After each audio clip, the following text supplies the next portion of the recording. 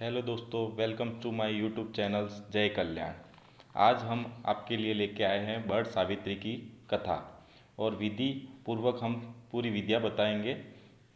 बड़ सावित्री व्रत जेठ माह के अमावस को होता है। इसमें 3 दिन तक उपवास रखते हैं, हवन किया जाता है तथा बड़ की पूजा की जाती है। पूजन सामग्री भीगे चने, कंकु, चावल, फूल, फल, दक्षिणा आदि चढ़ाकर कच्चा शुद्ध बड़ को लपेटकर परिक्रमा की जाती है। कल्पना निकालकर कहानी सुनना चाहिए। कथा। मद्र देश के राजा अश्वपति की यहाँ पुत्री सावित्री का जन्म हुआ। सावित्री ने सत्यवान की कीर्ति सुनकर उनके साथ विवाह कर लिया। जब यह बात नारद जी को मालूम हुई तो वे राजा अश्वपति से जाकर बोले, आपने भारी भूल की है। सत्यवान गुण संपन्न व धर्मात्मा अवश्य है, लेकिन वह अल्पायु है। केवल 1 वर्ष बाद ही उसकी मृत्यु हो जाती है। नारद जी की बात सुनकर राजा अश्वपति उदास हो गए। विचार करके सारी बात अपनी पुत्री सावित्री को कह सुनाई। सावित्री ने नारद जी से सत्यवान की मृत्यु का समय मालूम कर लिया। सावित्री के सास ससुर नेत्रहीन थे। सावित्री ने ससुराल पहुंचते ही सास ससुर की सेवा करना शुरू कर दिया। उसने जब जाना कि पति की मृत्यु का समय नज़दीक है, तब सावित्री ने 3 दिन पूर्व से ही उपवास शुरू कर दिया।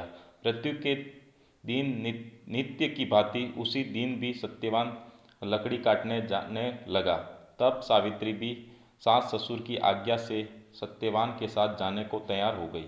सावित्री जंगल में जाकर लकड़ी काटने लगी और सत्यवान एक पेड़ की छांव में सो गया। उसे पेड़ के नीचे एक सांप रहता था। उसने सत्यवान को काट लिया। सावित्री अपने पति को गोद में लेकर रोने लगी। इतने में उधर से शंकर जी व पार्वती निकले। सावित्री ने उनके पैर पकड़कर कहा, आप मेरे पति को जीवित कर दो।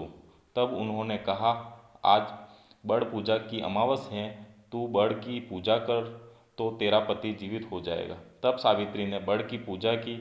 बड़ के पत्तों के गहने बनाकर पहने। जब धर्मराज के दूत सावित्री के पति को लेकर जाने के लिए आए, उसके देवी विधान सुनाया, परंतु उसकी निष्ठा और प्रति प्रेम देखकर उन्होंने सावित्री को वर मांगने को कहा।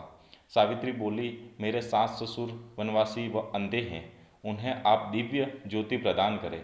यमराज ने तथास्तु कहा और सावित्री से लौट जाने को कहने लगे। यमराज की बात सुनकर सावित्री ने कहा, मुझे अपने पतिदेव के पीछे पीछे चलने में कोई तकलीफ नहीं है, यह मेरा कर्तव्य है। यह सुनकर यमराज ने और वर मांगने को कहा। सावित्री बोली, मेरे ससुर का राज्य छीन गया है, वह उन्हें पुनः प्राप्त हो। यमराज ने यह वर भी देकर सावित्री को लौट जाने को कहा, परंतु सावित्री ने पीछा नहीं छोड़ा। तब यमराज ने तीसरा वर मांगने को कहा तो सावित्री ने पुत्रीवती होने का वरदान मांग लिया। यमराज ने 200 पुत्र होने का वचन दिया। सावित्री फिर भी पीछे पीछे चली तो यमराज बोले, अब क्या चाहती हो? सावित्री बोली, मुझे पुत्रवती होने का वचन देकर आप मेरे पति को तो ले जा रहे हो। तब यमराज को अपनी भूल ज्ञात हुई तथा यमराज ने सत्यवान के प्राण वापस कर दिए। सावित्री उस बड़ के पेड़ के पास आई जहाँ उसके पति का मृत शरीर पड़ा था। उसमें जीवन का संचार हुआ था तथा सत्यवान उठकर बैठ गया। माता पिता को भी दिव्य ज्योति वाला पाया। इसी प्रकार सावित्री सत्यवान चिरकाल तथा